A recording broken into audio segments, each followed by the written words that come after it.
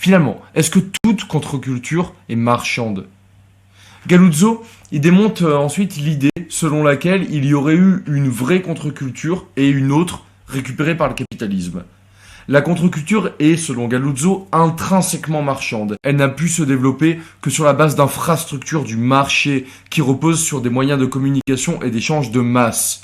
Les styles et les modes ont été relayés par les médias de masse. Les rencontres entre les jeunes ont été faites dans des lieux de socialisation marchands. Ce qui est important, c'est de voir que la jeunesse a fait sécession.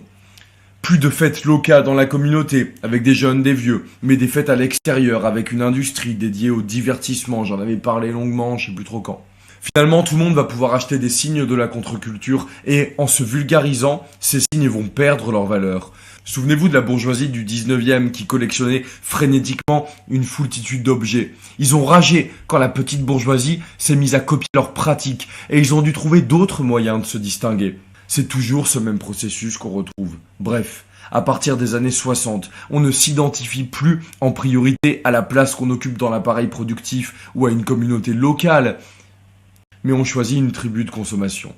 On peut vouloir ressembler à une classe supérieure comme les mods en Angleterre ou inférieure comme les hippies. Changer le monde, changer le monde. Bien sûr, le marché va se segmenter pour proposer à des groupes plus petits telle ou telle marchandise, donc tel ou tel mode de vie.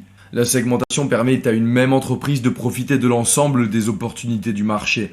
On voit que finalement, ce qui se trouve le mieux adapté à la circulation rapide et intense des marchandises, c'est un oxymore, mais c'est l'anticonformisme de masse. Le conformisme rendait les gens anxieux, on l'a dit, et la contre-culture s'était élevée contre cette anxiété. Cela n'a posé aucun problème à l'industrie de la pub qui a su s'adapter. Galuzzo développe les exemples de pubs de bagnoles qui utilisent une approche, puis une autre, et manient avec facilité les codes qui les font passer du conformisme au cool. En gros, avant les années 60, la pub, elle était plutôt faite selon un modèle simple, on vante un produit. Mais ce conformisme pouvait tout à fait être dépassé. Les publicitaires intègrent alors l'autodérision, l'ironie, le détachement dans leurs pubs, se servant de l'anti-publicité anticonformiste, s'il le fallait.